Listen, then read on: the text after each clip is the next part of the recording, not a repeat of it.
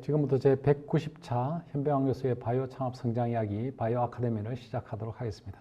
안녕하십니까? 저는 오늘 굉장히 좀 핫 이슈 되는 연자를 모시고 공부하는 시간을 갖도록 하겠습니다. 요즘 신약 개발에 있어서 인공지능을 많이 활용을 하는 추세로 점점 가고 있는데요. 그 최일선에서 오늘 일을 하고 계신 분을 모시고 그분에 대한 공부를 하는 시간을 갖도록 하겠습니다. 여러분 오늘도 굉장히 귀중한 정보니까 들으시고요. 좋아요 많이 좀 눌러주시고 이런 좋은 정보 옆에 좀 많이 좀 전파해 주시기 바랍니다. 오늘 강의를 해주실 분은 송상옥 스탠다임 주식회사 CTO 님께서 해주시겠습니다.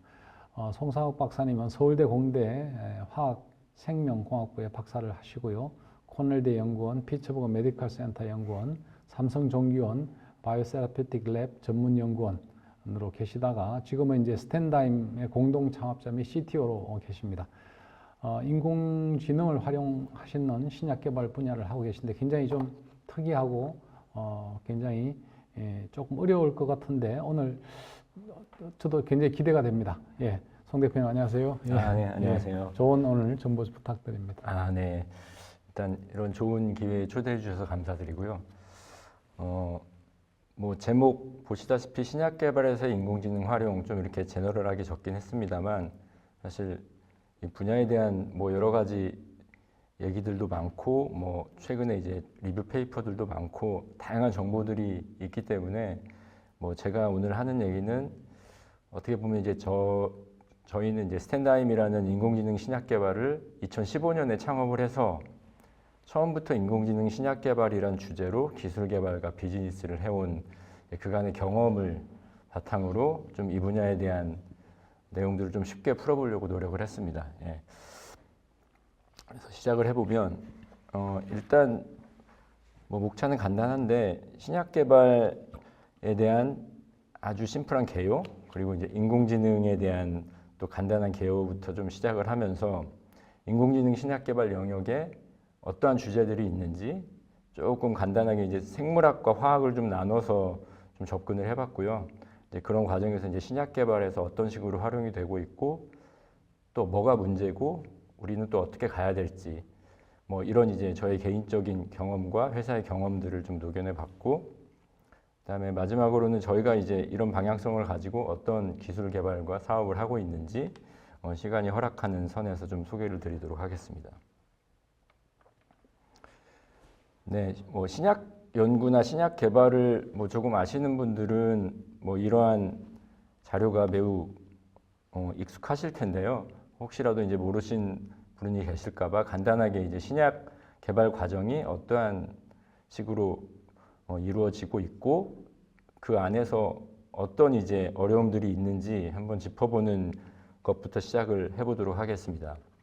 신약 개발 과정은 이제 보통 뭐 돈 많이 들고 시간 되게 오래 걸리고 실패율이 많고 뭐 이런 이제 키워드로 좀 정리가 됩니다.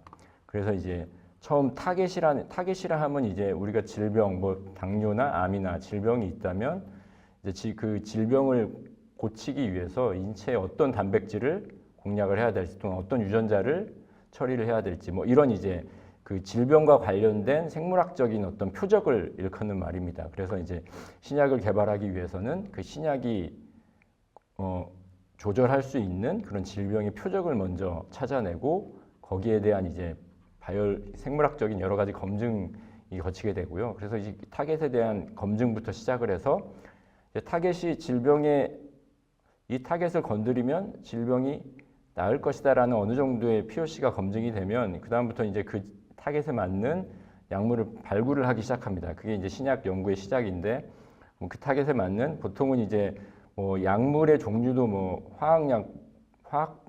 약물부터 뭐 생물학적인 약물 굉장히 다양한데 기본적으로 이제 오늘 발표는 약간 이제 화학약물에 좀 포커스해서 여러 가지 이제 설명을 좀 해드리도록 하겠습니다. 그래서 그 타겟에 만든 그 수많은 약물의 유사한 컴파운드라고 보통 이제 부르는데 그런 화합물 중에 그 약물의 그 타겟에 맞는 화합물을 선별을 해야 되고 그리고 나서 정말 그 타겟에 정말 정확하게도 옵티마이징, 최적화라는 과정을 거치고 그래서 약물 후보를 발굴을 하면 이제 사람한테 직접 테스트하기 전에 프리클리니컬 단계에서 이제 동물 실험을 하고 그 이후에 또 이걸 통과를 하게 되면 이제 인체에 대한 시험도 1상, 2상, 3상 이런 식으로 나눠가면서 최종 승인에 이르게 되는데요. 이 장표에서 보시면 이제 일단 시간만 해도 이 각각의 단계에 이제 이 시간만 다 더해도 10년 이상이 훌쩍 걸리고 두 번째 이제 코스트 퍼 NM이라는 걸 그냥 신약으로 이해하시면 되는데 거기에 들어가는 비용만 해도 보시면 이제 그러니까 사람한테 이제 실제로 테스트할 때 이제 가장 많이 돈이 들어가긴 합니다만 연구 단계에서도 거의 뭐 절반에 육박하는 돈이 들어가고요. 더 중요한 건 이제 성공 확률. 이 밑에 그림 보시면 이제 뭐 여기는 그냥 아주 간단하게 10,000개의 캔디데이트이 점점점 확률적으로 좁혀져서 최종 하나의 신약이 이른다고 이제 그림으로는 그려져 있지만 사실은 이보다 더 어려운 확률의 어떤 틈을 통과를 해야 되고요. 임상이 들어갔다 하더라도 이런 이제 뭐 절반이 안 되는 확률로 이제 계속 진행이 되면서 많은 실패를 하는 뭐 그런 산업입니다. 그래서 여기서 이제 포인트는 이제 신약 개발이라는 게 원샷으로 한 번에 딱 개발하는 게 아니라 이렇게 수많은 과정을 거쳐야 되고 이 과정마다 실패 확률이 또 높고 또 허들이 있고 뭐 이런 것들이 이제 굉장히 신약 연구의 비효율적인 어떤 팩터로 작용을 한다는 것입니다. 그래서 이런 부분들을 해결을 하려고 이제 제약회사뿐만 아니라 많은 뭐 학계, 산학 연구가 진행이 되고 있고 그 중심에 최근에 좀 인공지능이 한 주제로 있기 때문에 이제 그런 부분에 대해서 오늘 좀 얘기를 풀어보도록 하겠습니다. 그래서 신약 연구가 이렇게 어렵고 챌린징한데 그럼 이제 뭐 비슷한 장표입니다. 그 전과 여기서는 이제 뭐 예를 들면 수백만 개의 컴파운드를 다 테스트해도 결국 이제 하나를 찾을까 말까 하는 이런 이제 굉장히 어려운 문제라고 봤을 때 그럼 이걸 어떻게 해결을 할 것이냐라는 뭐 여러 가지 리포트들이 나옵니다만 크게 보면 이런 비즈니스 모델, 그러니까 초기에 좀 어차피 시작하는 신약 과제들이 다 성공하지 못하기 때문에 많은 씨를 뿌리자라는 이제 부분이 이제 비즈니스 모델 관점에서 더 많은 조기 협력과 파이프라인 다각화 이런 이제 맥락이 있고 그리고 이제 스몰 몰레큘이라고 불리는 이제 화학 제제가 지금의 이제 가장 신약 시장에서 가장 큰 부분을 차지하고 있는데 그 약뿐만 아니라 최근에 이제 점점점 시장이 확대되고 있는 바이올로직스, 그러니까 생물학 제제의 어떤 치료 방식이나 또 유전자 치료 방식 등등의 이제 다양한 치료 방식들이 개발되고 있습니다. 이런 식으로 이제 치료 방식을 확대하는 방법, 현재 아주 활발하게 진행이 되고 있는 방식이고요. 거기에 플러스 이제 데이터 과학 중심의 신약 개발 혁신, 이 부분이 이제 인공지능과 좀 직결되는 부분인데 결국 신약이라는 개발 과정을 연구자들의 어떤 머릿속에 있는 지식으로 계속 시행착오를 거치는 그런 과정이 아니라 데이터 중심으로 좀 더 예측을 하고 좀 통계적이고 과학적으로 접근하는 방식. 뭐 이런 방식이 뭐 인공지능 때문에 등장한 건 아니고 이 분야의 어떤 계산과학적인 접근 방법이 기존에도 몇십 년간 계속 있어 왔습니다. 하지만 데이터가 폭발적으로 증가하고 인공지능 알고리즘이 점점 고도화되면서 이 부분에 대한 기대와 어떤 컨셉들이 많이 등장을 하면서 좋은 성과들을 보여주고 있습니다. 그래서 이런 부분에 대한 기본적인 배경이 되겠고요. 그래서 이런 설명을 하기 위해서 제가 이제 일단 기본적으로 가장 심플하게 신약 연구의 3요소를 뭐 제 나름대로 정의를 해봤습니다.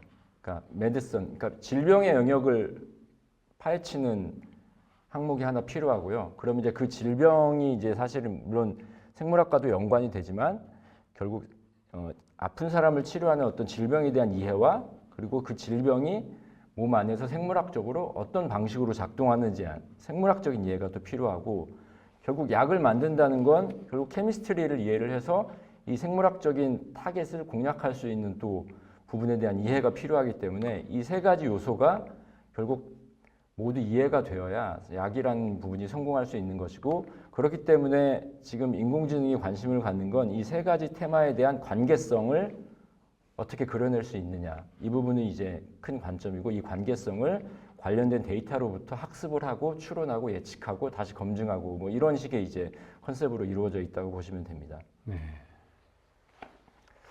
그러면 이제 쭉 기본적인 이제 어렵고 뭐가 필요하고 이런 설명을 드렸는데 왜 이렇게 어렵나 특히 이제 데이터 관점에서 좀 들여다본다면 일단 약이 될 수 있는 약물의 후보들이 일단 무한합니다. 물론 이제 뭐 뒤에 이제 좀 숫자는 공개해 드리겠지만 일일이 하나씩 다 테스트하거나 뭔가 들여다보기에는 이 전 우주보다도 탐색 공간이 넓고요.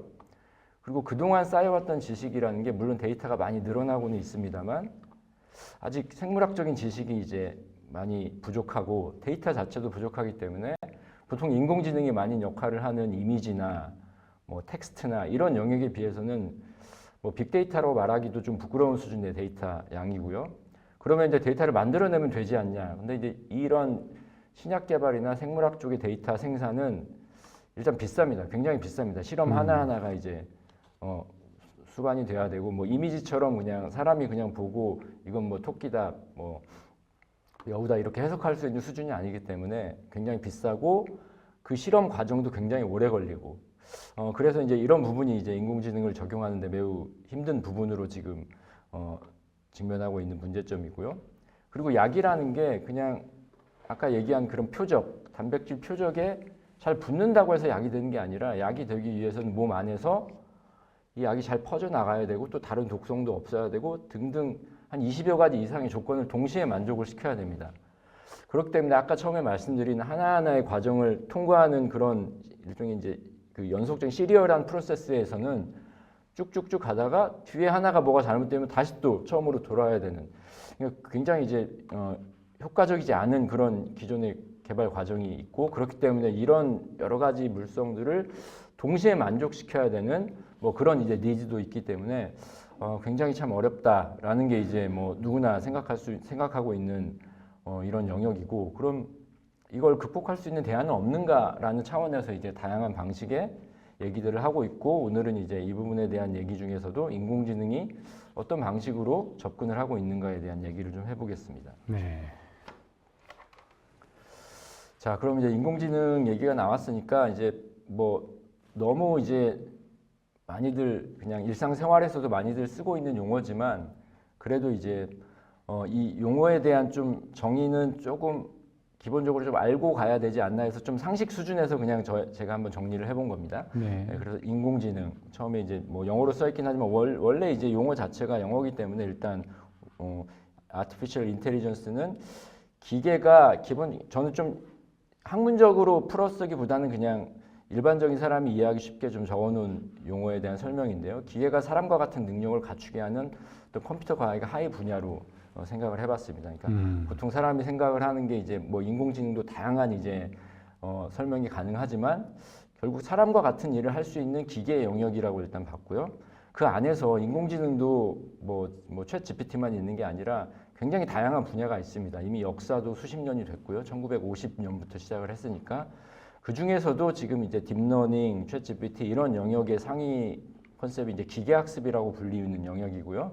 결국 기계학습에서 이제 용어에도 들어있지만 이 알고리즘이라는 건 데이터를 학습을 해서 예측을 하는 뭔가를 이제 지혜라고 해야 되나 어떤 인텔리전스를 학습을 하는 그런 기법이 크게 이제 머신러닝이라고 불리우고 그 하위 모델로 이제 인공신경망이라는 머신러닝의 그런 방법을 사용해서 복잡한 패턴을 인공신경망을 겹겹이 쌓아서 복잡한 패턴을 이해할 수 있는 모델의 이제 한 부분이 이제 딥러닝입니다. 사실 딥러닝 때문에 이제 인공지능이라는 말이 뭐 최근에 뭐 최근도 아니죠. 거의 한 뭐 5년 이상, 10년 이상 되었지만 딥러닝이 인공지능을 다시 부활시킨 그런 이제 네. 영역이고요.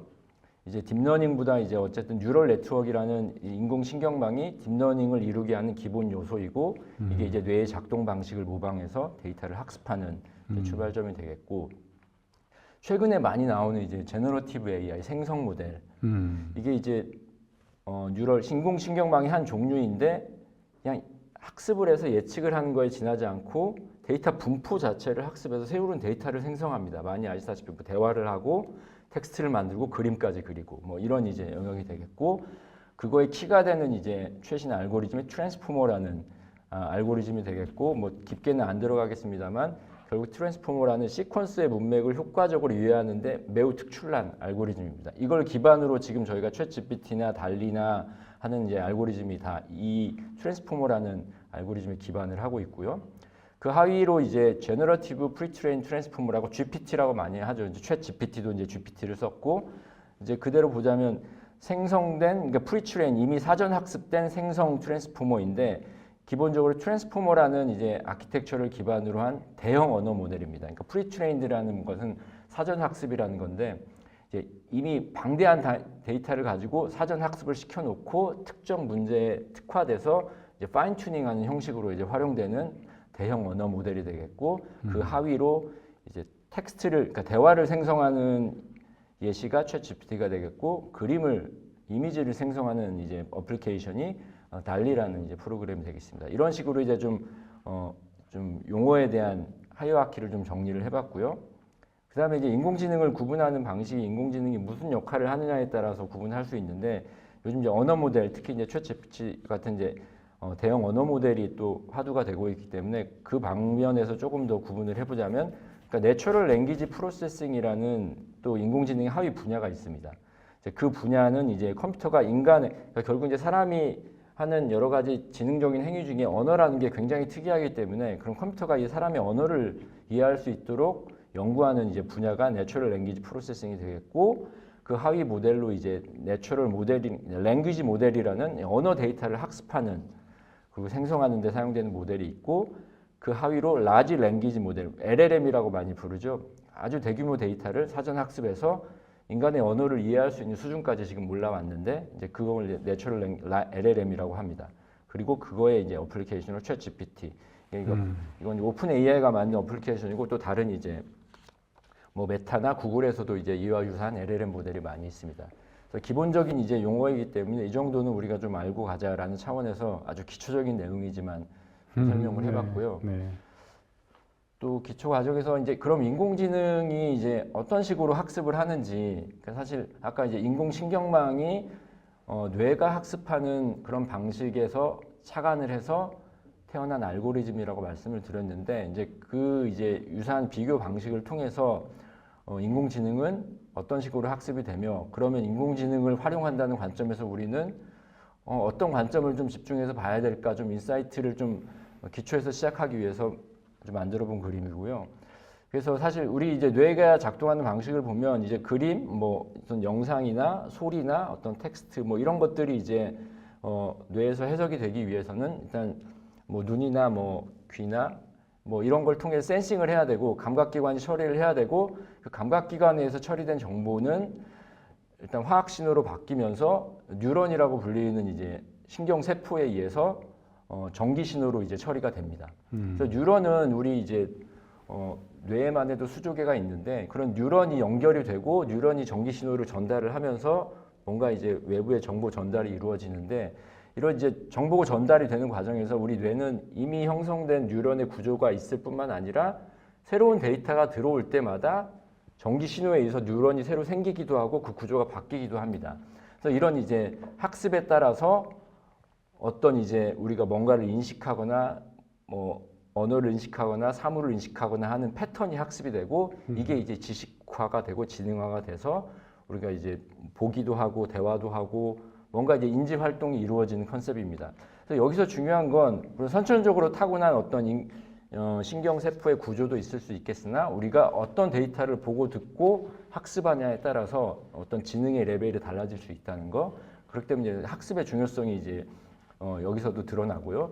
이제 이걸 그대로 모방을 해서 처음에 착안을 한 게 인공신경망이란 컨셉이고 그걸 겹겹이 쌓은 게 딥러닝이고 이런 아키텍처가 점점점 발전을 하면서 고도화된 것 중에 하나가 또 트랜스포머라는 알고리즘이고 그거에 이제 활용을 통해서 이제 라지 랭귀지 모델, 챗GPT 뭐 이런 식의 이제 발전이 이루어진 것인데 그럼 이제 우리 뇌는 외부의 이런 정보들을 뉴런이라는 세포가 처리를 해서 이제 전기 신호로 바꾸면서 하는데 그럼 인공신경망은 기계가 처리를 해야 되기 때문에 이게 외부의 정보가 어떻게 되든 이제 숫자화된 형식의 어떤 벡터라고 불리우는 이제 형식으로 처리가 돼야 되고 그런 벡터의 이제 레이어를 보통 이 분야에서는 텐서라고 부릅니다. 그래서 텐서플로우라는 영역 그런 이제 툴도 이제 그런 데서 유래를 했는데 이런 이제 텐서라는 어떤 그 데이터 구조에 의해서 외부와 데이터가 처리가 되고 그 텐서들이 하나하나 마치 신경세포가 구조화되듯이 엮인 구조가 이제 보통 인공지능 아키텍처라 불리우고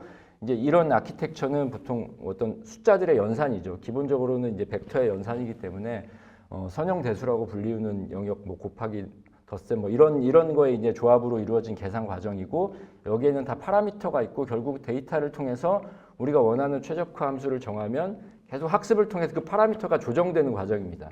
그래서 이렇게 해서 이제 우리가 원하는 방식으로 최적화 함수를 설계를 해서 학습을 하면 그 모델은 뭔가 그 학 데이터를 우리가 원하는 방식으로 학습한 어떤 지능을 갖게 된다고 표현을 합니다. 그래서 뭐 사람의 지능과 그렇게 비교할 수는 없겠지만 이런 식으로 이제 우리가 원하는 데이터를 학습하고 활용할 수 있는 컨셉으로 만들어져 있기 때문에 이제 우리의 뇌가 처리하는 과정과 유사하다고 말씀드릴 수 있고 그런 차원에서 어떤 원본 데이터를 쓸 것이냐, 우리가 어떤 지능을 할 것이냐라는 고를 명확히 설정을 하고 거기에 적합한 데이터와 아키텍처를 골라내는 뭐 이런 과정들이 필요하다고 말씀드릴 수 있겠습니다. 네.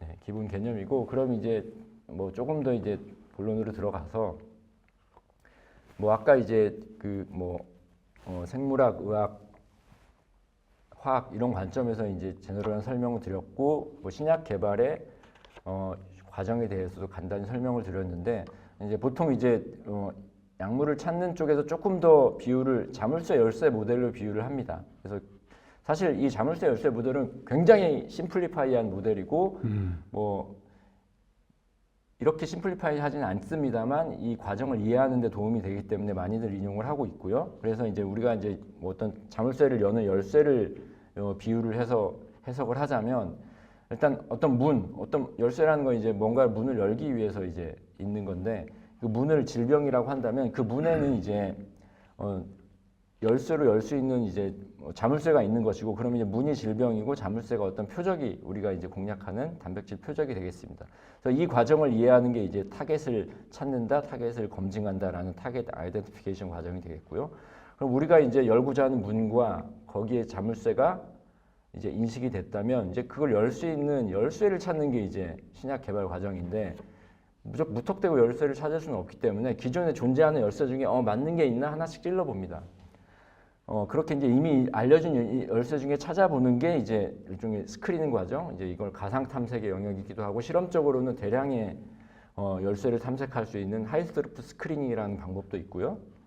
이렇게 해서 이제 대략 맞는 것 같은데 하는 열쇠를 찾고 나면 그 열쇠를 알려진 열쇠를 기반으로 이제 이 자물쇠에 맞는 아주 파인 튜닝을 합니다. 그런 과정이 이제 보통 리드 아이덴티피케이션, 리드 옵티마이제이션 뭐 이런 과정으로 불리는데 이전에 없는 새로운 열쇠를 이제 디자인하는 스텝이 필요하고 그런 과정을 통해서 이 자물쇠에 아주 꼭 맞는 열쇠로 디자인을 해야 이제 이 문이 열리게 되겠죠. 그렇게 해서 이제 뭔가 후보가 만들어지면 이게 열리는지 테스트를 해봐야 되는데 그렇다고 이제 사람한테 바로 테스트는 할 수 없고 이제 프리클리니컬 테스팅이라고 불리는 이제 동물 실험을 합니다. 그래서 이런 이제 비유로 이루어지는데 여기서 문제가 일단 열쇠의 조합이 아까 이제 무한하다고 말씀드렸는데 이미 발견된 약물의 수준은 뭐 대략 10,000개 정도라고 합니까? 이건 뭐 굳이 테스트해 본다면 다 테스트해 볼 수는 있겠죠. 하지만 이제 지금 실존하는 최대 약물 화합물 공간이 10의 20승이라고 알려져 있습니다. 이 공간이 이제 머크라고 불리우는 아주 큰 대형 제약사가 보유하고 있는 일종의 라이브러리인데 그게 한 10의 20승 정도니까 10의 20승을 다 계산하기도 어렵지만 뭐 지금은 이제 계산도 가능한 영역에 들어왔지만 계산하기도 어렵지만 테스트도 어렵습니다. 그렇기 때문에 이제 이때부터 이미 이제 뭐 어려운 탐색을 하기는 전역 탐색을 하기는 어려운 문제가 되는 것이고 그리고 이제 이게 뭐 그 우주에 있는 별의 숫자가 10의 24승인데 이론적으로 계산하는 지금 드럭-라이크 몰레큘 그러니까 약물이 될 수 있는 가능성이 있는 몰레큘이 10의 60승 이상이라고 알려져 있습니다. 그러니까 이거 이제 뭐 거의 우리가 상상할 수도 없는 네. 공간이죠. 그러니까 뭐 우주에 있는 원자의 개수보다도 많다고 하죠. 그래서 이제 재밌는 얘기로 우리가 보통 조 뭐까지는 알 수 있는데 10의 20승을 해라고 하더라고요. 10의 24승은 또 자라는 또 우리말이 있더라고요. 그럼 10의 63승은 뭐냐? 찾아봤는데 10의 64승을 불가사의라고 얘기를 하더라고요. 이건 이제 그냥 불가사의라는 또 그 뭐 우리말로 정해진 용어가 있더라고요. 쭉쭉 이제 10의 단위로. 그러니까 이 말이 의미하는 건 그러니까 거의 불가사의죠. 사실 약물이 찾는다는 과정이 거의 불가사의라고 볼 수 있는 것이고 그렇기 때문에 이제 이 많은 공간을 완전히 탐색하는 건 불가사의다라는 얘기를 하고 싶었고 그러면 이제 이런 열쇠 공간만 있냐? 자물쇠 공간도 사실 무한합니다. 그렇기 때문에 뭐 사실 이 숫자로 적힌 거는 인간 단백질체에서 이제 예측 가능한 약물의 공간은 이렇게 이제 수만 개 정도로 정의할 수 있지만 이것들이 하나하나가 아니라 서로 막 연관이 돼 있고 뭐 또 뭐 단백질뿐만 아니라 유전자 레벨에 또 변이가 일어나면 또 하나하나마다 굉장히 다양한 변수가 발생합니다. 그리고 이제 열쇠와 자물쇠의 또 인터랙션도 굉장히 무한하기 때문에 굉장히 탐색 공간이 넓다라는 얘기고 그럼 이런 걸 어떻게 해결하느냐 아까 얘기한 이제 생물학 문제와 화학 문제로 나눠서 조금 이제 접근 방법을 구분을 해보자면 기본적으로는 이제 각 문제를 풀 때 어떤 데이터를 학습하느냐가 이제 일단 첫 번째고요. 그러면 이제 그 데이터를 학습해서 뭘 풀 거냐 이 두 가지 관점에서 이제 좀 집중해서 보시면 되는데 생물학 문제를 풀기 위해서는 기본적으로 이제 오믹스 데이터가 이제 기본적인 재료입니다. 학습의 재료이고 오믹스 데이터는 기본적으로 이제 생물학이라는 컨셉에서 뭐 유전자, 그다음에 그러니까 DNA, RNA, 프로테인 등등의 레벨마다 데이터의 어떤 종류가 다르고 그런 데이터들의 걸 프로티오믹스, 뭐 트랜스크립토미스, 메타볼로믹스라는 이제 오믹스라는 용어로 정의를 합니다. 이제 그런 데이터의 분석을 통해서 이제 게놈 전체의 표적을 찾는 게 이제 기본적인 데이터 드리븐이고 그것뿐만 아니라 우리가 이제 연구자가 연구를 하는 건 이런 데이터를 들여다보기도 하지만 이미 그 데이터로부터 분석된 지식 레벨의 조각들이 많습니다. 예를 들면 이제 뭐 암이라는 타겟은 어떤 단백질이고 이 암이 걸리면 이 단백질이 뭐 문제가 생기고 또 어떤 약물을 처리하면 특정 단백질이 뭐 발현이 올라가고 뭐 이런 이제 지식 레벨의 어떤 컨셉들이 굉장히 많습니다. 기본적으로 이제 문헌을 통해서 얻을 수 있고요. 이제 그런 지식들을 다 조각조각 연결하면 마치 우리 SNS 망처럼 굉장히 복잡한 거대한 네트워크가 됩니다. 우리는 그걸 이제 지식 그래프라고도 부르고 네트워크라고도 부르는데 이런 이제 그런 지식 그래프나 네트워크 분석을 통해서 이미 알려진 경로 이외에 새로운 경로를 찾는 분석 방법. 이게 굉장히 이제 이런 타겟 찾아내는 영역에서는 많이 쓰고 있는 방법이고요. 그리고 이제 지금은 이제 또 세포 이미지를 찍어서 이미지를 분석하는 방법도 있고 뭐 알파풀도 잘 알고 계시겠지만 그런 단백질 구조 분석과 단백질의 어떤 모션에 대한 딥한 분석을 통해서 또 타겟을 찾기도 합니다. 그래서 기본적으로 이런 이제 다양한 레이어의 데이터를 출발점으로 삼아서 질병을 이해하고 또 타겟을 찾고자 하는 액티비티 안에서 인공지능이 큰 역할을 하고 있고요. 화학 문제를 보시면 아까 이제 그 탐색 공간을 탐색을 한다고 했는데 그러기 위해서는 무작정 탐색할 수는 없고 그 공간에 대한 이해가 필요하기 때문에 보통 이제 우리가 이제 길을 찾을 때 지도가 있으면 편하죠. 그래서 맵이라고 부릅니다. 그래서 케미컬 맵이라고도 부르고 뭐 캔맵이라고도 하고 뭐 다양한 용어를 쓰긴 하는데 그런 공간을 탐색하는 가상 탐색 기술 그리고 화합물이 이제 다양한 구조로 이루어져 있는데 그 구조와 활성과의 관계를 정량적으로 분석하는 이제 스트럭처 액티비티 릴레이션 사르라고 부르기도 하고 이제 정량을 붙여서 이제 Q사르라고 부르기도 합니다. 그리고 이제 그런 단백질 구성 분석과 생성 모델 요즘 이제 인공지능 생성 모델을 통해서 새로운 물질을 디자인하는 그런 생성의 영역 그리고 새로운 물질이 생성이 되면 이걸 이제 실제로 합성을 해야 되는데 그런 합성하는 것도 이제 뭐 기존에 알려진 물질이 아니기 때문에 새로운 합성 경로를 또 찾아야 됩니다. 그런 합성 경로 예측 그리고 아까 말씀드린 바와 같이 활성뿐만 아니라 다양한 이제 물성을 또 예측하는 그런 예측 모델 이렇게 이제 다양한 영역에서 인공지능이 활약을 하고 있고요. 그러면 아까 이제 생물학과 화학의 분야에서 대표적으로 이제 어떠한 기법들 여기는 뭐 좀 더 학문적인 내용이기 때문에 깊게 들어가지는 않겠고 이런 이제 주류의 방법들이 활용된다라는 정도로 언급을 하겠습니다. 아까 이제 생물학 분석에 이제 다양한 네트워크 지식 그래프 말씀을 드렸는데 결국 이제 정보를 모아놓으면 이 관계망이 하나하나의 그래프, 노드와 엣지로 보통 표현을 하는데요. 그런 그래프로 연결이 되어 있습니다. 그럼 그 그래프 자체를 또 학습을 해서 분석하는 다양한 그래프 딥러닝 방법들이 있고, 뭐 아까 말씀드린 트랜스포머 같은 경우도 뭐 그래프 트랜스포머가 좀 따로 있습니다. 그런 식으로 이제 그래프를 해석하고 학습하는 모델을 활용을 해서 그런 새로운 경로, 그러니까 지금 예를 들면 질병과 타겟에 알려진 경로의 패턴이 추출되면 알려지지 않은 유사한 경로를 또 예측을 하고 할 수가 있습니다. 이제 그런 방식으로 이제 문제를 해결해 나가는 하나의 딥러닝 기술 활용 방법이라고 보시면 되겠고요. 네. 그런 이제 대표적인 예로 저희 회사에서도 이제 지식 그래프 기반 약물 표적 예측 모델이 있습니다. 그러니까 저희가 기존에 알려진 정보들을 다양한 DB와 논문으로부터 모아서 아주 거대한 수백만 인터랙션이 포함된 지식 그래프로 만들어 놓고 말씀드린 이제 그런 그래프 딥러닝 학습 방법을 통해서 질병과 유전자의 연관성을 추론하는 그걸 통해서 이제 예측을 하고 그걸 다시 검증을 하고 하는 이제 과정으로 연구를 하고 있고 여기 말씀드린 이제 링크로 들어가셔서 한번 베타 버전을 한번 테스트해 보시면 어떤 식으로 돌아가는지에 대한 이해를 좀 쉽게 하실 수 있을 것 같습니다. 네. 그래서 뭐 이런 질병 타겟뿐만 아니라 이런 네트워크 그런 상호작용이 뭐 여러 군데서 일어나죠. 단백질 상호작용, 또 약물끼리도 상호작용이 일어납니다. 그래서 여러 가지 약물을 동시에 먹었을 때 부작용이 있을 수도 있고요. 그런 걸 예측하는 뭐 드러그 인터랙션, 그리고 질병끼리도 이제 서로 연관성이 사실 질병도 우리가 이제 언어로서 뭐 당뇨병이다, 암이다 구분은 하지만 사실 이건 질병 자체도 같은 질병이 절대 없거든요. 같은 당뇨라고 해도 사람마다 다 다르고 이런 이제 질병의 상호작용을 분석하는 거, 그다음에 세포 안에서도 서로 상호작용하는 거, 그다음에 우리가 이제 건강 정보 지금은 이제 뭐 건강 검진을 받거나 아니면 병원에 가서 여러 가지 정보들이 있는데 그것들도 사실 연관성이 있기 때문에 다양한 네트워크에는 다 적용될 수 있는 방법입니다. 그럼 이제 화합물은 또 어떤 식으로 딥러닝이 학습을 할 것인가?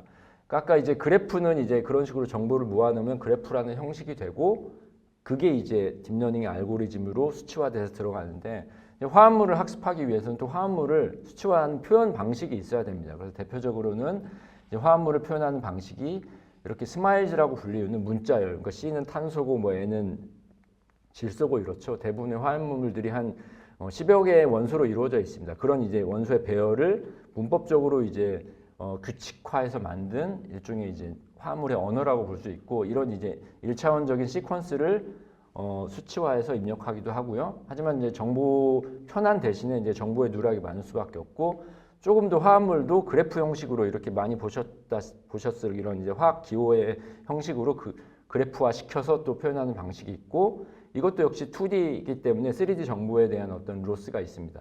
그런 것들을 이제 3D 스트럭처까지 포함할 수 있는 좀 더 고도화된 방식으로 표현할 수도 있고 뭐 프로테인, 그러니까 이런 생물학적인 것도 프로테인의 어떤 시퀀스로 표현하는 1차원적인 방법, 2차원, 3차원 이런 식으로 이제 다양한 방식으로 표현을 할 수 있고요. 그래서 이제 이런 표현 방식이 결정이 되면 그걸 인풋으로 하고 이 화합물에 대한 어떤 활성이나 물성값, 실험적인 값을 출력값으로 놓았을 때 이 과정을 학습하는 게 이제 인공지능이 하는 일이고 화합물의 어떤 기호가 주어졌을 때 이 물성을 예측하는 식으로 학습을 하면 이게 예측 모델이 되는 것이고 반대로 어떤 물성, 원하는 물성이 있는데 이 물성을 나타내는 화합물을 디자인하고 싶어라고 했을 때는 반대로 학습하는 원리가 이제 생성 인공지능입니다. 이걸 통해서 이제 화합물을 디자인하는 컨셉이고 각각에 대해서도 이제 여러 가지 이제 다양한 모델이 있습니다. 뭐 여러 가지 얘기가 있지만 결국 이제 화합물이 합성하는 이런 걸 합성하는 많은 데이터베이스가 있고 뭐 그런 이제 프로테인의 구조와 어떤 약물과의 3차원 구조를 정보를 제공하는 PDB라는 데이터부도 있고 여러 가지 단백질 서열과 기능 정보를 제공하는 유니프롯 뭐 등등의 이제 저런 데이터베이스는 유료입니까? 무료입니까? 지금 현재 제가 보여드린 건 이제 무료고요. 이건 이제 공개 데이터베이스고 이보다 더 중요한 건 제약사마다 꽁꽁 숨겨놓은 또 데이터들이 있죠. 그건 이제 뭐 뒤에 조금 더 말씀드리겠지만 그런 부분에 대한 정보들이 좀 더 모아져야 인공지능이 좀 힘을 발휘할 수 있습니다. 이건 이제 제가 리뷰 논문에서 좀 캡처를 한 상황이고 뭐 지금 말씀드린 여러 가지 인공지능 모델도 지금 보여드리는 이런 이제 대표적인 모델들도 이건 뭐 대표적이라고 말씀드릴 수는 없겠지만 뭐 논문상에서 이제 공개된 모델들인데 다양한 알파폴드2 뭐 잘 알고 계실 거고 다양한 딥러닝을 통해서 이제 신약 연구에 필요한 여러 가지 툴을 모아놓은 라이브러리뿐만 아니라 뭐 단백질의 어떤 결합 분석을 예측하는 도구 또는 이제 약물과 표적의 어떤 결합을 예측하는 도구 등등의 이제 공개된 버전들이 많이 있습니다. 각각 앞에서 말씀드린 그런 어떤 그런 이제 임베딩을 통해서 딥러닝 방법을 통해서 여러 가지 이제 기법들이 적용된 방법들인데 뭐 생성 모델도 이제 포함되어 있고요.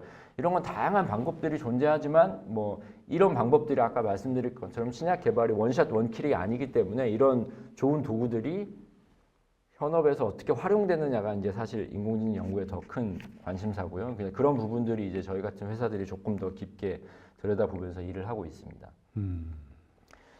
뭐 좀 뒷부분에서 이제 LLM, 이제 라지 랭귀지 모델, 요즘 이제 챗 GPT를 비롯해서 작년 말부터 굉장히 화두가 되고 있고, 뭐 제약회사뿐만 아니라 각종 이제 인더스트리에서 이걸 이제 어떻게 활용을 할까에 대한 연구가 너무 큰 관심이기 때문에 이 부분에 대한 얘기를 조금 더 짚어드리고 넘어가도록 하겠습니다. 그래서 결국 이런 이제 어떤 새로운 기술에 대한 사이클이 있는데 지금 어떤 최정점에 와 있다고 보면 되고, 이런 여러 가지 이제 뭐 희망과 뭐 또 과장 이런 부분이 이제 또 정리가 되면서 이제 우리 실생활에 더 침투할 수 좀 자리 잡을 수 있다고 생각을 하고, 아까 말씀드린 하이어라키상으로 생성 모델 그 안에 이제 파운데이션 모델이라는 컨셉이 있습니다. 이건 이제 결국 아까 프리트레인 모델이라고 했는데 이미 대량의 데이터로 사전 학습을 시켜놓고 다양하게 활용하는 형태이기 때문에 파운데이션 모델이라고 부르고, 그 하위로 랭귀지를 학습한 게 이제 라지 랭귀지 모델, 그 예제가 또 챗 GPT 이런 식으로 정리가 됩니다.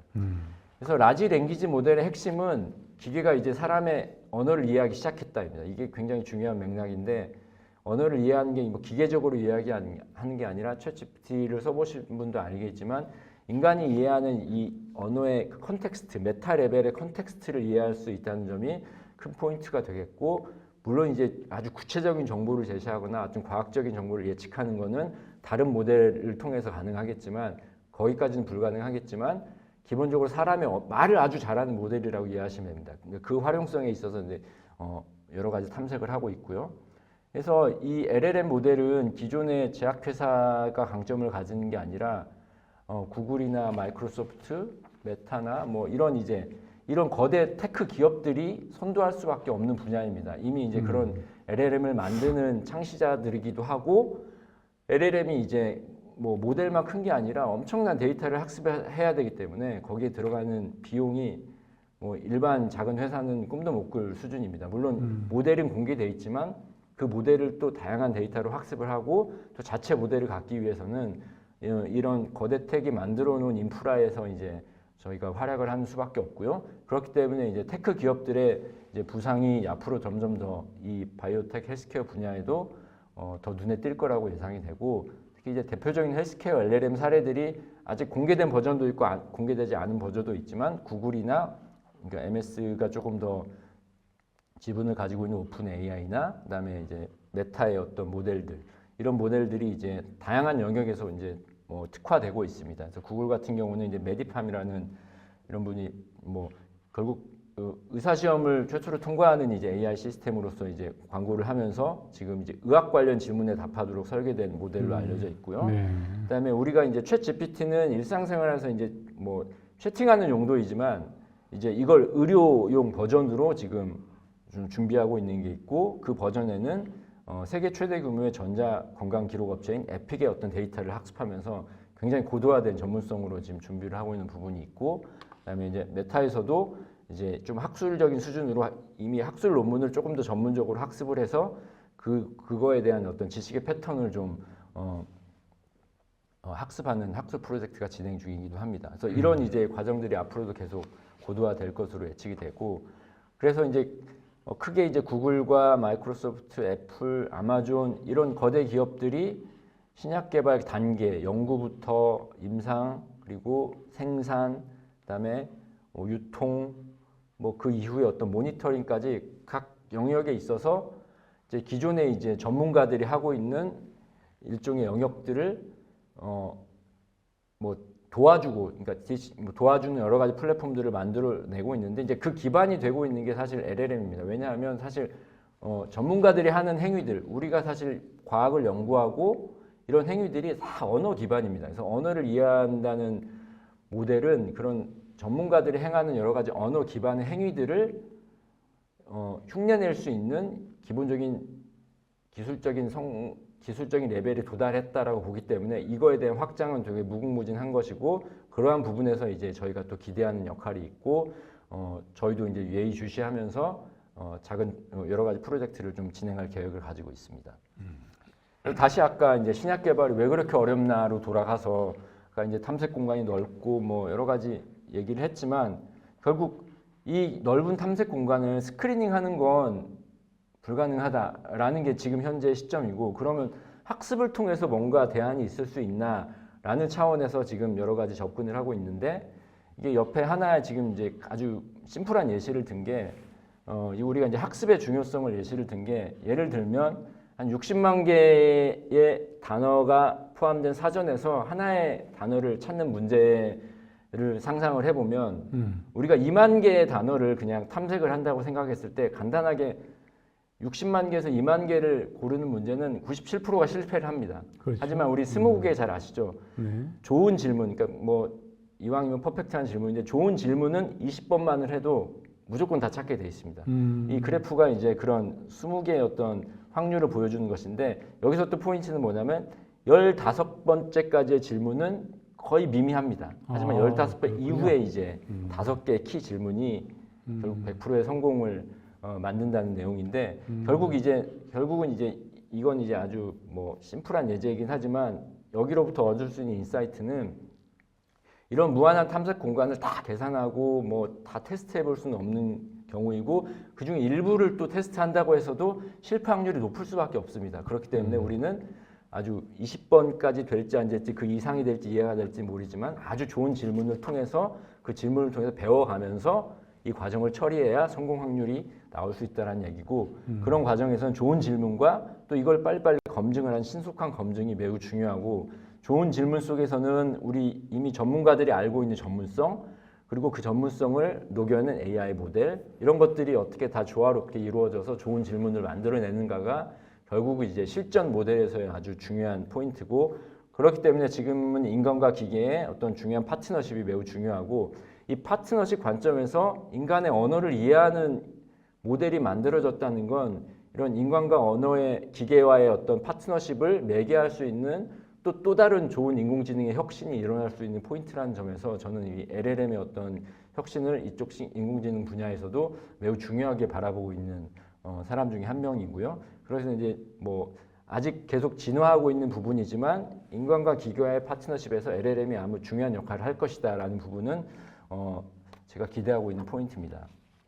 그래서 이제 이런 동양의 요약을 말씀드리면 결국 인공지능은 지금 제약산업의 생태계의 핵심 구성 요소로 매우 빠르게 자기매김을 하고 있고 이제 얼마 전에 나온 이제 이런 드럭 디스커버리 투데이라는 전문 잡지의 내용에서 뭐 여러 가지 히스토리를 잘 풀어내고 있으면서도 그동안의 지금의 어떤 변화와 트렌드를 일단 제가 가지는 관점과 유사하게 풀어내고 있어서 이 부분에 이 기사에 대한 크게 세 가지 주요 꼭지점을 요약을 해드리면 신약 개발 환경은 AI 기술의 통합으로 아주 빠르게 진화를 하고 있습니다. AI 기술도 빠르게 진화를 하고 있고 신약 개발 환경도 진화를 하고 있습니다. 지금 이 그림에 보시는 거는 이제 리커전 파마스리컬이라는 AI 그러니까 인공지능 신약 개발에 가장 리딩하는 업체 미국의 이제 나스닥에 상장하는 업체의 실험실의 모습을 보여주고 있는데 이 실험실 자체도 이미 자동화가 이루어져서 일주일에 한 200만 개의 실험을 그냥 진행을 한다고 합니다. 그리고 아까 말씀드린 빠른 신속한 검증이 이제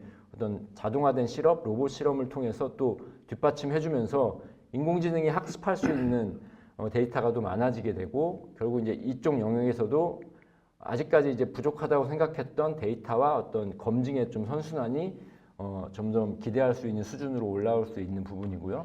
그렇기 때문에 이제 이런 전략적으로 기존 회사의 어떤 파트너십, 인수 또 비즈니스 모델의 변화들이 매우 빠르게 일어나고 있고 저희 같은 AI 기업들도 신약 개발이 복잡하고 생각보다 복잡하고 예측한 걸로는 잘 안 되는 거다라는 걸 많이 경험을 하면서 어떤 실질적인 요구사항에 절 부합할 수 있는 기술을 계속 진화를 하고 있고 비즈니스 모델도 저희가 이제 약물을 개발 스스로 할 수 없거든요. 그럼 파트너십의 다변화 또 어떤 파트너십이 중요한지에 대한 어떤 시행착오를 계속 겪으면서 이런 부분들이 이제 계속 비즈니스 모델이 조정되고 있고 대형 회사들은 이제 이런 이제 저희와 같은 파트너십과 또 내재화된 어떤 팀을 통해서 여러 가지 통합적이고 혁신적인 힘에 대해서 낙관적으로 전망을 하고 있고 특히 LLM에 대해서는 거의 이제 대부분의 회사들이 굉장히 빠르게 지금 뭔가 어플리케이션을 만들려고 노력을 하고 있는 상황입니다. 그렇군요.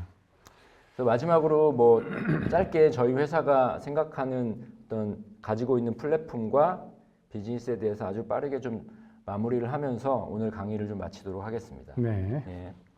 저희는 이제 2015년에 창업을 했고요. 지금 이제 거의 8년이 넘어가고 있고, 그동안 이제 인공지능이 뭐 알파고가 2016년이니까 알파고의 영향도 있었고, 그 이후에 이제 또 뭐 국내뿐만 아니라 글로벌한 신약 개발의 생태계도 굉장히 많이 좋아지는 그런 환경의 영향으로 기술력도 인정받으면서 성공적인 투자 유치를 통해서 지금까지 이제 사업을 해오고 있고, 대표적인 기술 플랫폼으로는 아까 이제 뭐 생물학 플랫폼, 화학 플랫폼 얘기를 했는데, 그러니까 질병의 타겟을 발굴하는 플랫폼, 또 약물을 디자인하는 플랫폼을 다 갖추고 있습니다. 그래서 대표적인 생물학 플랫폼이 에스크라고 불리우는 질병 타겟 발굴 플랫폼이고, 대표적인 화학 플랫폼이 스탠다인 베스트라고 불리우는 화합물의 약물을 디자인하는, 생성하는 플랫폼이 되겠습니다. 이 두 가지를 가지고 타겟 발굴부터 후보물질 디자인까지의 어떤 신약 연구를 진행을 하고 있고요. 지금 연구 같은 걸 의뢰받아서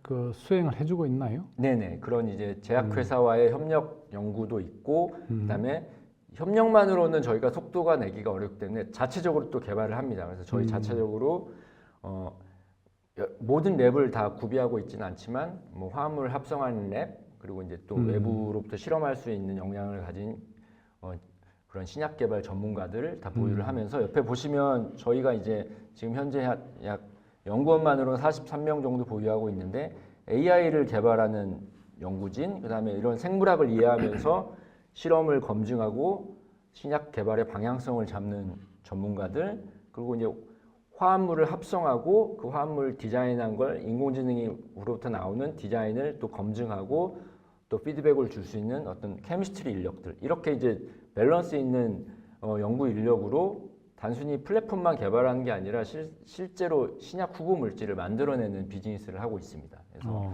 네. 뭐 해외 지사도 가지고 있으면서 대부분 이제 한국에서 영업을 하고 있고요. 그래서 뭐 아까 뭐 자세한 얘기는 생략하겠습니다만, 말씀드린 타겟을 발굴하는 에스크 플랫폼은 이제 아까 말씀드린 이제 거대한 지식 네트워크를 위해서 지식을 모으는 과정, 이 모으는 과정에서 논문을 또 읽어가면서 자동으로 모아야 하기 때문에 이제 아까 자연언어 처리 기법을 통한 어떤 논문의 이해를 향상시키는 방법, 그리고 이제 어떤 환자에 대한 오믹스 데이터, 아까 말씀드린 뭐 DNA, RNA 관련된 오믹스 데이터를 통해서 학습하는 모델, 그러니까 다양한 데이터 레이어에서 그 데이터에 맞는 모델을 만들고 거기로부터 이제 질병을 이해하고 생물학의 연관관계를 추출을 해서 신약 타겟을 예측을 합니다. 그러면 이제 예측을 한다고 다 타겟이 되는 게 아니기 때문에 이 분야의 어떤 전문가들로부터 리뷰를 받고, 또 현재 마켓이 이 예측에 적합한지에 대한 평가를 받아서 최종 이제 약물 타겟을 선별을 하고, 거기로부터 이제 검증하는 파트너와 함께 검증을 하거나 아니면 저희 내부의 화학 시스템을 돌려서 거기에 맞는 화합물을 디자인을 합니다. 화합물 디자인하는 과정도 생성 모델이 디자인하고 스크리닝하고 또 여러 가지 물성을 예측해서 실제로 거기서 나오는 후보들을 합성을 또 해야 되고, 이 합성이 또 다 되지는 않습니다. 그래서 합성된 물질을 또 평가를 하고 그 평가 결과를 다시 피드백을 받아서 모델을 업데이트시키고, 이런 이제 어떻게 보면 이제 좀 그런 이제 사이클을 돌아가면서 아까 말씀드린 그 배움의 과정, 마치 스무고개처럼 질문을 던지고 다시 또 업데이트하는 과정들을 반복을 하면서 어떤 신약 개발의 탐색 공간을 저희가 지능적으로 이렇게 이해하면서 좁혀나가면서 약물 후보에 이르는 과정을 인공지능으로 통합하는 개발을 계속 해오고 있고요. 이런 크게 두 가지 에스크와 베스트 플랫폼으로 저희의 모든 연구가 진행된다고 보시면 되겠습니다. 네. 그렇기 때문에 이제 신약 개발의 쭉 과정을 놓고 봤을 때 뒤에 이제 동물 실험하고 임상하고 이 부분은 이제 물론 그 부분에도 이제 인공지능이 역할을 하는 부분이 더 충분히 있겠습니다만, 저희가 포커스하는 부분은 앞부분, 연구를 해서 질병을 연구하고 타겟을 찾고 물질을 찾고 설계를 해서 후보 물질까지 만들어내는 이제 전 과정을 이제 할 수 있고, 이 신약이라는 게 이제 기존이 남들이 하는 거 따라하는 베스트 인 클래스가 있고 퍼스트 인 클래스가 있는데, 저희는 이제 새로운 약물을 타겟을 예측할 수 있는 모듈도 가지고 있기 때문에 퍼스트 클래스 약물, 조금 더 이제 어렵지만 밸류가 있는 약물 개발도 가능한 플랫폼이다라는 이제 얘기도 하고 있고요. 그래서 뭐 아까 말씀드린 바이오로지 플랫폼은 다양한 데이터에 맞춰서 다양한 또 이제 기술들의 레이어가 있고, 뭐 약물을 예측하는 것뿐만 아니라 그 타겟 예측 영역도 굉장히 다양합니다. 뭐 대사 쪽도 있고 암 쪽도 있고 또 뭐 프로테인 인터랙션을 뭐 하는 것도 있고, 또 합성 치사라는 또 암 항암 예측에 또 특별한 분야도 있고, 뭐 다양한 또 형식의 이제 모듈로 만들어 가면서 이 개별 모듈이 상호 보완적으로 사용될 수 있도록 통합하면서 이제 이런 타겟 플랫폼을 만들고 있고요. 베스트의 경우도 그냥 신약 물질을 디자인한다 하면 굉장히 심플해 보이지만, 이 신약 개발 단계에 맞춰서 또 아까 말씀드린 그 단계마다 허들이 있고 데이터가 다르고 거기에 대한 모델이 다르기 때문에 그 부분에 맞춘 이제 다양한 모델들을 보유를 하면서 기존에 알려진 열쇠를 찾는 문제부터 새로운 열쇠를 디자인하는 문제까지 인공지능이 해결할 수 있도록 다양한 모델을 갖추고 있고, 그 기반이 되는 여러 가지 데이터 플로우, 자동화 이런 이제 뭐 그런 개발의 영역도 다 포함이 됩니다. 그래서 결국은 이제 저희가 하고자 하는 일은 아까 이제 시리얼하게 가면은 문제가 많다고 말씀드렸는데, 이런 부분을 한 번에 모아서 동시에 해결할 수 있는 매우 미래지향적이고 어렵지만 그러한 플랫폼을 추구를 하면서 이제 스텔라라고 불리우는 자동화된 화합물 최적화 설계 플랫폼을 만들어서 이미 활용을 하고 있고, 아직은 이제 뭐 완전히 만족할 만한 수준은 아니지만 계속 실전 문제를 돌리면서 이 인공지능 모델의 지능이 확장되는 과정을 겪고 있고요. 이 안에는 생성 모델, 예측 모델들이 포함이 되면서 뭐 여러 가지 정보의 교환이 이루어지고 학습 과정이 이루어지고 다양한 공간을 탐색하면서 질문에 대한 이제 어떤 지도를 설정을 해가면서 이제 후보 물질을 생성을 하고, 이게 정말 실제 시장에서 합성이 가능하고 또 특허로서의 또 가치가 있는지도 별도의 AI 모델로 검증을 하면서 이제 약물 개발을 하고 있습니다. 그래서 전체적으로 매우 복잡해 보이고 사실 하나하나의 전문성이 필요한 상당히 좀 도전적인 분야인 건 확실합니다. 무슨 혹시 뭐 뒤에 말씀하실까 모르겠는데 성공 사례 같은 게 있습니까? 네, 뒤에 이제 저희가 뭐 이런 이제 예시는 좀 넘어가고, 저희가 케이스 스터디로 이제 아까 말씀드린 타겟 찾는 문제, 이거 이제 해외 빅팜과 진행하는 메타볼릭 대사 질환에 대해서 이제 빅팜이 가지고 있는 데이터를 저희 아까 지식 네트워크에 녹여내서 지식 네트워크가 예측한 타겟을 빅팜이 실제 실험을 통해서 검증한 사례이고요. 그러니까 저희가 이제 한 26개 정도의 이 특정 대사 질환에 대한 타겟을 전달을 드렸고, 그쪽에서 이제 6개를 픽해서 다 실험하기에는 또 힘들기도 하고, 또 그분들이 가지고 있는 또 도메인에서 한번 평가를 거친 이후에 6개를 검증한 다음에 그 중에 이제 하나의 신규 타겟을 찾아서 이미 검증이 완료돼서 그 이후에 이제 스텝을 좀 진행을 논의하고 있는 단계이고요. 뭐 이런 사례도 있고, 그다음에 또 이제 아까 이제 약물과 타겟의 관계를 학습할 수도 있지만, 또 기존의 약물과 질병의 관계를 또 학습을 하면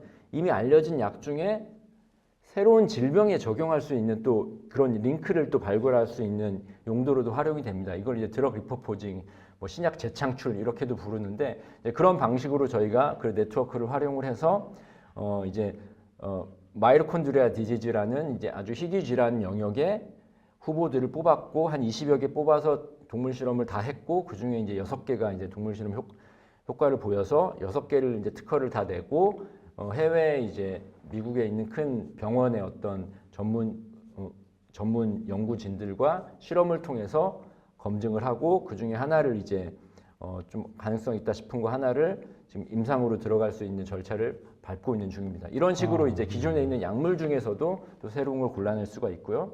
아까 이제 화합물 디자인은 사실 신약 쪽은 저희가 또 이제 뭐 전임상, 임상의 성과를 내기 위해서는 조금 더 진행을 해야 되지만, 이 그래프상에서 보시는 여러 가지 아까 말씀드린 그런 그 선순환의 사이클을 통해서 아직 약이 없는 이런 렁 시커머셀 카시노마라는 그런 난치성 질환의 암 질환에 대해서 타겟을 발굴을 하고, 그 타겟에 대해서 약물 디자인을 해서 보통 이쪽에서 이제 이런 수준의, 그러니까 보통 나노몰러 수준의 약물까지 가는 데는 수백 개, 최소한 1000개 이상의 화합물을 설계를 하고 실험을 해야 되는데 저희는 이제 한 200개 이하의 보시면 한 180개 정도의 화합물 정도만 실제로 합성을 해 가면서 이 정도의 활성을 가지는 물질을 찾아낸 사례로서 이제 저희가 이렇게 케이스 스터디를 있고요. 그러니까 대표적으로 이제 이런 이제 프로젝트들이 많이 진행이 되고 있습니다. 아, 네. 그래서 사실 이런 개발들을 다 돈이기 때문에 저희가 다 할 수 없고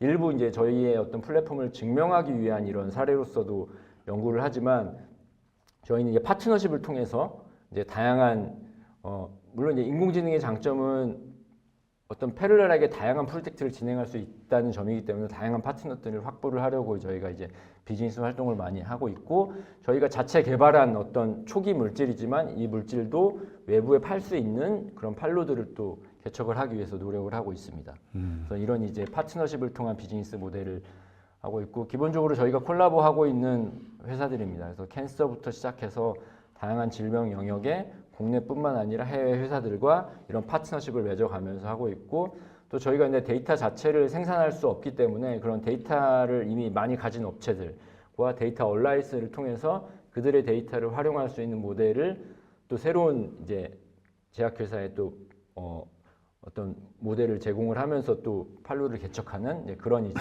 일도 하고 있고요. 그래서 저희가 가진 보통 신약개발 파이프라인이라고 불리는 내부에서 진행하고 있는 파이프라인들, 그다음에 외부화하고 있는 것들 이런 것들이 이제 디스커버리 단계에서 계속 진행이 되고 있고 이제 저희도 이제 뭐 내년쯤에는 그래도 임상 정도 들어갈 수 있는 물질이 나오기를 희망을 하면서 열심히 이제 검증 작업을 진행을 하고 있습니다. 네. 네, 이렇게 해서 이제 저희 회사 소개까지 마무리를 했고요. 그래서 뭐 들어주셔서 감사하고 뭐 좀 여러 가지 좀 제너럴한 얘기는 말씀드렸지만 그래도 저희 회사의 경험과 제 경험을 좀 녹아낸 얘기들도 좀 섞어가면서 했고 여기 보시다시피 이제 드럭 디스커버리 리이매진 이제 다시 상상해 보자는 얘기입니다.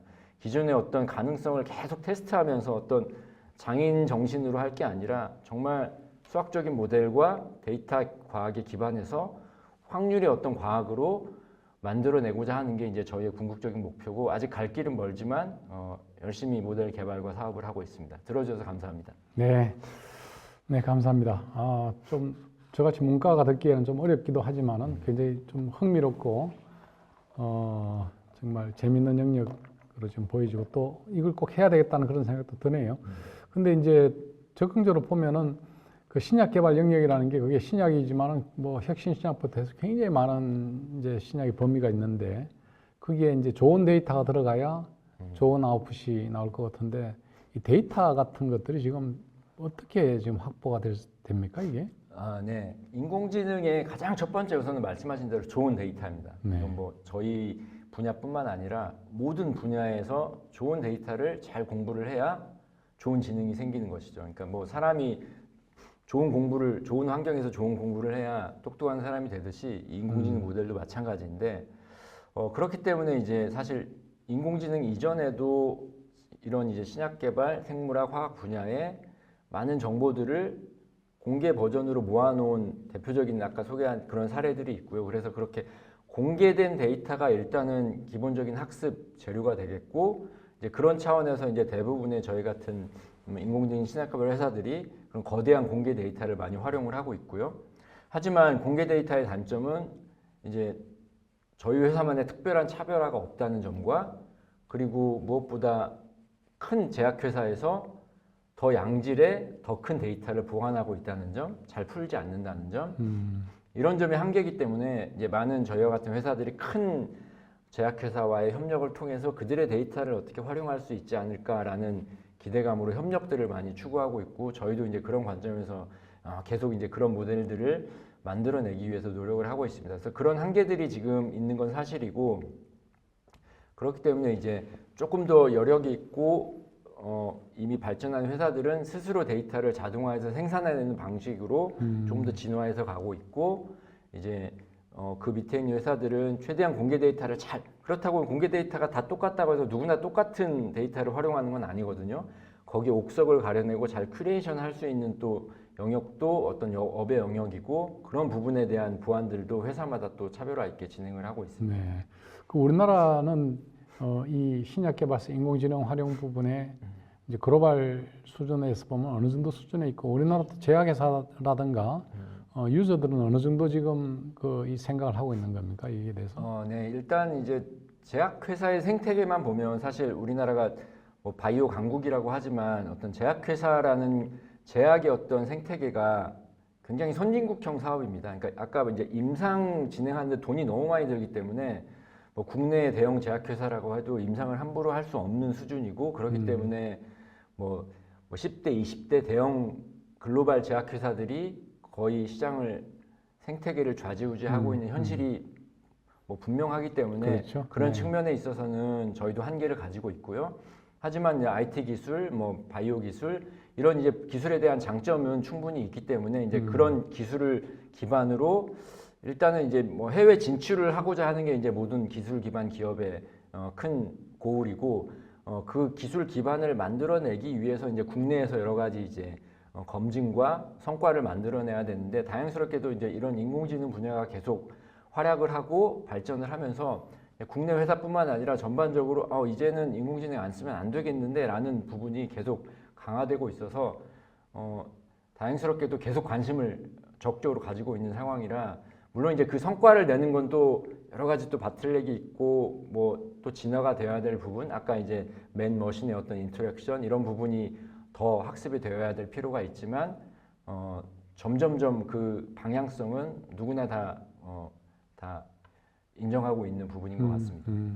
그러니까 이 신약 개발에서 인공지능을 활용하는 부분에 그 비즈니스 모델이 초기 단계하고 점점 학습이 되고 또 성능 사례가 나오면서 비즈니스 모델이 자꾸 바뀔 것 같아요. 네네. 지금 어떻게 진화가 되고 있고 어느 정도 네네. 지금 가고 있습니까? 네, 그 비즈니스 모델이 어떻게 보면 인공지능 신약 개발 영역에 요즘 큰 화두이긴 한데요. 사실 지금 정착하고 있는 건 아니라 계속 변화하고 있는데 이제 크게 상상을 해보시면 인공지능 툴을 개발을 해서 이 툴을 서비스하는 비즈니스 모델을 생각해 볼 수 있겠고 아니면 이 툴을 이용을 해서 아예 신약 개발을 해버리는 이제 신약 개발 회사로 바이오텍의 어떤 그러니까 AI의 어떤 툴을 가진 바이오텍의 형태로 진화하는 기업으로 생각해 볼 수도 있겠습니다. 그 중간 영역이 이제 어떤 협력을 통해서 뭐 서비스도 하면서 또 자체 개발도 하는 뭐 그런 영역이 있습니다만 크게는 이제 양대 산맥으로 볼 수 있고 이제 서비스하는 쪽에서는 이제 사실 이런 모델 하나하나를 서비스해서 큰 기업으로 경쟁해가면서 성장하기는 쉽지 않기 때문에 요즘 이제 리딩하는 큰 인공지능 회사는 스스로 개발을 하는 형식으로 좀 적정 투자를 받아가면서 신약 개발 회사의 형식 아예 바이오텍의 형태로 진화를 하고 있고요. 서비스 쪽이 강한 쪽은 오히려 이제 그동안 데이터를 많이 보유하고 있고 또 서비스의 강점을 가진 그런 CRO들과의 어떤 결합을 통해서 서비스 시장을 확대하고 있고 이런 식으로 많이 가고 있습니다. 하지만 이제 어느 쪽도 이제 성공적이다라고 정착한 상황은 아닌 것 같고 저희도 약간 지금 수준에서는 양쪽을 다 보고 있는데 결국은 약으로서 평가받는 게 이 시장의 모습이기 때문에 약으로서 증명을 해야 되지 않나라는 게 저는 개인적인 생각이고 거기에 이제 인공지능이 어떻게 구체적으로 역할을 하느냐에 따라서 지금 계속 진화가 거듭되고 있고 그 부분에 대한 증명을 어떤 식으로 임팩트 있게 하느냐가 지금 현재의 관건인 것 같습니다. 글로벌로 보면은 이 인공지능을 해가지고 신약 개발을 성공한 사례 같은 것들이 나와 네, 있습니다. 지금 성공 사례라고 부를 수 있는 정도가 지금 일상 이상 들어간 정도. 그런 단계. 거기선 실제로 이제 최종 승인까지 가는 건 아직도 좀 몇 년이 남은 것 같고, 근데 그것도 사실 인공지능 신약 개발이 성공했다라고 보기에는 아쉬운 부분은 지금 일상 이상에 있는 제품들이 뭐 처음부터 인공지능이 디자인해서 퓨어하게 갔다기보다는 이제 중간에 여러 가지 인공지능 기술들이 활용이 되면서 이제 기존의 어떤 전통적인 기술과 접목을 하면서 이제 갔다고 봐야 하기 때문에 인공지능만으로 갔다고 보기는 어렵기 때문에 그 기준으로만 평가하기는 어렵습니다만 뭐 모두들 다 어느 스테이지에 가 있느냐를 이제 척도로 일단은 보고 있기 때문에 그런 수준에 있어서는 지금 한 임상 이상 정도가 보고 있다고 보고 사실은 그 디스커버리 단계에서 또 많은 일들이 이루어지고 있습니다. 단순히 그냥 이 스테이지만 볼 문제는 아니고요. 예. 챗 GPT 그 진화 속도를 보면은 AI 속도가 원체 빨라서 네. 어느 순간 되면은 신약 개발은 거의 뭐 이 AI가 다 담당하는 시점까지 오지 않을까 이런 생각도 되는데 그게 가능할까요? 뭐 언젠가는 가능하다고 보는 입장인데 사실 그 속도에 대해서는 물론 이제 계속 적용하는 속도는 빠르게 되겠지만 아까 말씀드린 그런 거대한 탐색 공간이나 또 헤아릴 수 없는 복잡성, 실제로 또 사람한테 테스트를 해야 되고 하는 물리적인 어떤 바틀렉 이런 걸 생각을 한다면 뭐 그렇게 이제 인공지능이 뭐 순식간에 해결할 수 있는 날은 일단은 요원하다고 보고 있고요. 하지만 그 중간중간에 어떤 갭을 줄이는 어떤 혁신성들은 계속 나올 걸로 예상을 하고 있고 이제 무엇보다 이제 그런 거대 언어 모델에 기반으로 한 다양한 그건 이제 단순히 디스커버리뿐만 아니라 뒤에 이제 FDA를 포함한 여러 가지 이제 심사 과정에 있어서도 뭐 사람이 문헌을 보고 이해를 하고 또 거기로부터 뭔가 모호한 정성적인 정보를 가지고 판단을 하고 이러한 부분들에 있어서는 좀 많은 체계화가 이루어질 것으로 지금 저는 개인적으로 보고 있습니다. 예, 여러분 잘 들으셨습니까? 앞으로 무궁무한 발전이 좀 아마 이렇게 기대가 됩니다. 기대가 되고 또 한편으로는 또 우리나라 제대로 잘 따라갈 수 있는가 걱정도 좀 되는 분야도 그런 부분도 좀 있기는 하네요. 어쨌든 오늘 스탠다임의 송상욱 CTO 겸 공동 창업자님께서 오늘 좋은 정보를 주셔서 앞으로 저희들이 공부해야 될 큰 화두를 잡았다 이런 느낌을 받는 시간이었습니다. 이것으로 저희들 오늘 190차 현병환 교수의 바이오 창업 성장 이야기 바이오 아카데미를 마치도록 하겠습니다. 여러분 감사합니다. 네, 감사합니다. 감사합니다. 네.